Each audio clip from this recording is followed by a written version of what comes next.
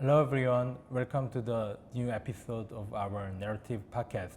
We are very excited to have today's guest, Mike, CEO of Ether.Fi. I'm really enjoying their Ether.Fi product in my daily life. Specifically, Ether.Fi Cash Card is my go-to credit card in my daily spending. I'm very excited to have Mike today, so thanks for joining us. I'm really excited to talk about Ether.Fi today. Great, thanks for having me. Let's start the conversation. And I heard you previously founded the company, the Top Hat, a tech company in Canada. How did you start this company? So what made you transition into the crypto space for your entrepreneur journey? I started Top Hat, my previous company, right out of university, out of undergrad. The motivation for it was really just that I was a student at that time and saw all these challenges in higher education with student engagement and kind of lack of modernization of the learning experience, and decided to try and fix that. Ended up running that company for about 10 years and had a great run with it. But in parallel to that, at around basically the same time, I read the Bitcoin white paper back in 2010, bought some Bitcoin in 2011. Wow. Played around with mining and just really got interested and excited in the crypto space, but didn't do it full time because I was busy with my startup. I wish I had pivoted. Probably. I did okay. And so when we exited the company in 2021, I decided, all right, I'm gonna switch to crypto full time, and then started what eventually became EtherFi. Cool. So can you introduce what is the EtherFi and what you're aiming for in your company? So EtherFi's ultimate goal is to create an end-to-end alternative to traditional banking. So you can think of it as a crypto-native neobank. Today, what that consists of is a suite of products that allows you to have the equivalent of a savings account where you can deposit your money and earn some base level rewards on it. The equivalent of an investing account, so you can deploy those assets, whether it's Bitcoin, ETH, or USD, into DeFi and earn more rewards with some additional DeFi risk. And then finally, a spending account that has a credit card attached that allows you to use your crypto in day-to-day life. And so end-to-end, what this lets you do, including sort of the fiat on and off ramp and all the integrations that we have, is to really kind of debank yourself, to allow yourself to operate fully end-to-end on crypto rails without having to be plugged into the traditional banking system. Yeah, that's very exciting. For me, I personally get into the crypto scene in 2015 for Bitcoin at first, and now I have a lot of digital assets, but it's not easy to spend in crypto without having the exchange selling. So I think the EtherFi has really good product for the DeFi neobank, your vision. I can easily integrate in my crypto wallet. Yeah, I think it's what's necessary to onboard normal people into crypto. Most people who use crypto use it through centralized exchanges, and so their experience with it is basically just gambling. They speculate, they gamble on different tokens, which is fine, but I think crypto can be much more than that. I think it can actually empower people to have more control over their finances. And so I think that it's necessary to create products that actually have good user experience and make it easy for people to use it in their day-to-day life. Yeah, I totally agree. Better yield in DeFi. There are many more opportunities. Self-custodial wallet also. They can control their wallet and assets. I think with EtherFi, it can be easily adapted for their crypto assets. So let's talk about the next questions. When you started EtherFi, the risk-taking protocol is not existed or it's very new. So how did you persuade the backers, investors to believe your EtherFi's vision, your company? Believe it or not, actually, our vision from day one was to create this vertically integrated DeFi product that ultimately would become this banking alternative. So for us, the staking product, the EtherFi stake, was actually was always meant to be just the first step in order to get deposits and acquire users and really get ourselves from 0 to 1. But the intent was always to build this broader platform. And so investors, I guess even early on, bought into that vision that we had. I heard there are many companies and products who insist that they want to be a DeFi neobank, but I think compared to EtherFi, it's not that close for user experience and other integrating partners protocols.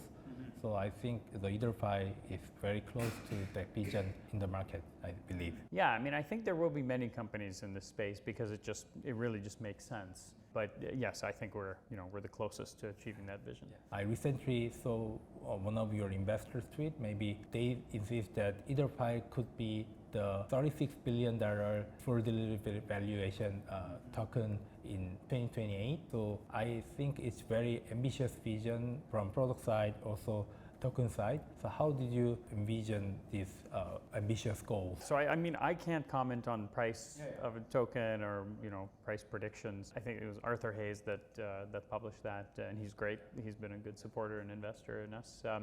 So I don't think, I mean, when I think about EtherFi in 2026, 2027, 2028, I don't think of it as, what's our token price going to be? I think about how many users are we going to have, how effectively can we actually solve their problems and give them financial freedom, and how much revenue we can generate as a protocol. And so in 2028, I mean, I think it's possible for us to be driving billions of dollars in revenue and have millions of users, and that's what's exciting to me. I think token price will sort of take care of itself if we build a really valuable product that actually solves user problems. It's certainly a mistake to try and focus energy on specifically making the token price goes up, because you really need to have one master, and for us that is creating a product that users actually like, not tokenomics stuff. Yeah, I think so. So could you share your current statistics or key numbers in your company, like user numbers or other metrics? So about $12 billion in TVL. We have the majority of our users use all three of our products, so stake, liquid, and cash. We have, last I checked, 60 or 70,000 registered accounts. Now people can use the product without having to register an account, so we have hundreds of thousands of people that use EtherFi without creating an account, 60 to 70K registered accounts. Out of those, I think there's about 25,000 cards that have been issued, which is not bad. It's only been out for the cash product has only been out for a little over 2 months, so the growth rate has been really phenomenal. And we've seen actually really significant traction in Taiwan and Brazil. What else can I say? On the cash product, we're doing around 800 to 900K in transaction volume per day, 800 to 900K USD, which is pretty good. That's actually pretty significant for a crypto card product. By far the largest DeFi card, probably by an order of magnitude larger. But even by even some exchanges don't do that kind of volume. Some exchange partnered cards. So the growth has been phenomenal. It's been great. I saw in Brazil recently 600% sign up or spike in EtherFi Cash.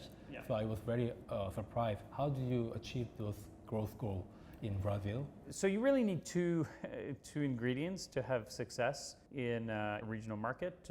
One, the product has to be a good fit. So you need to have enough people, because it's still pretty crypto native. You need to have enough of the population comfortable with crypto, having the ability to get stable coins so that they can actually use the product.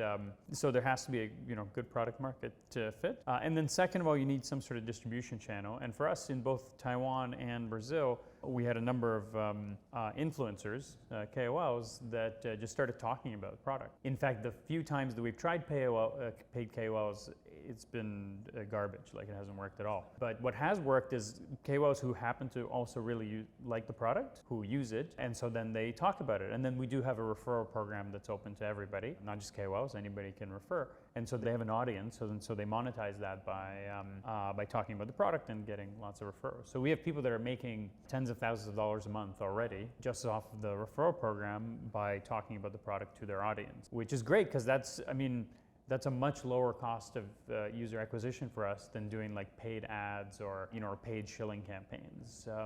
So this kind of organic traction, but it really works because once they start talking about it, then we've seen it just start spreading like wildfire. Like it goes into the Telegram groups where people share it amongst themselves and Facebook groups, and it just kind of goes all over the place. And so then it just kind of takes on a life of its own. Last week I was in Taiwan for a few days, just talking to our customers or users, understanding what's going on, how much of the adoption and awareness of it is just organic.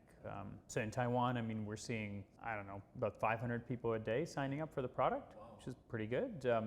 Brazil was just insanity. I mean, we're seeing probably more like 5,000 to 10,000 people a day signing up. So it's just, I mean, that was just wild. So anyway, it's been great to see, and we're still figuring this out, honestly. There's like a regional playbook that works, and so now we need to replicate that in other regions. But yeah, our main regions right now are Taiwan, Brazil, the US is obviously a huge market, and then like broadly Europe, there's a lot of adoption.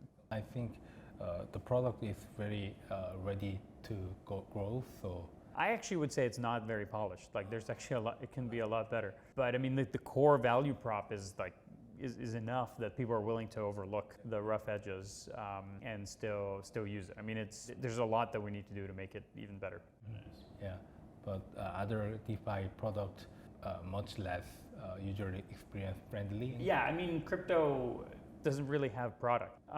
Crypto just has gambling, and so like when your product is gambling and tokens, what's the user experience? It doesn't matter what the user experience is, right? You're just speculating. So yes, we're one of the few products that actually focuses on that.